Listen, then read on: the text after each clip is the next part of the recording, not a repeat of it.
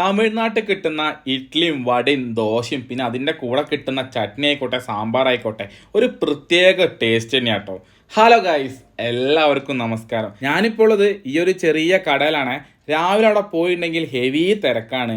അവിടെ കൂടുതലായിട്ടും take away ആയിട്ടാണ് പോകുന്നത്. പിന്നെ കഴിക്കേണ്ടവർക്ക് അവിടെ നിന്ന് കഴിക്കാനുള്ള സെറ്റപ്പൊക്കെ ഉണ്ട്. അവിടെ ഇഡ്ഡലി ഉണ്ട്, ദോശ ഉണ്ട്, പൂരി ഉണ്ട്, പൊങ്കലുണ്ട്, വട ഉണ്ട്. ഞാൻ അവിടുന്ന് ഇഡ്ഡലിയും വടയാട്ടോ ട്രൈ ചെയ്തത്.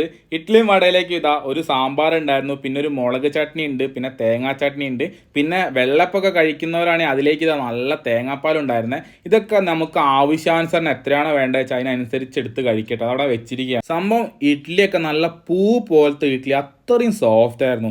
അതിലേക്ക് ആ സാമ്പാറും ചട്നിയും എല്ലാം കൂടി മിക്സ് ചെയ്ത് കഴിക്കാൻ വേണ്ടിയിട്ട് നല്ല ടേസ്റ്റ് ഉണ്ടായിരുന്നേ. പിന്നെ വടയാണെങ്കിൽ നല്ല മുരിഞ്ഞ വട എന്നൊക്കെ പറയാം.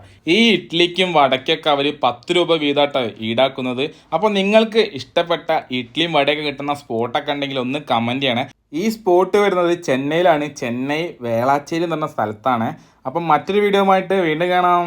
ബൈ.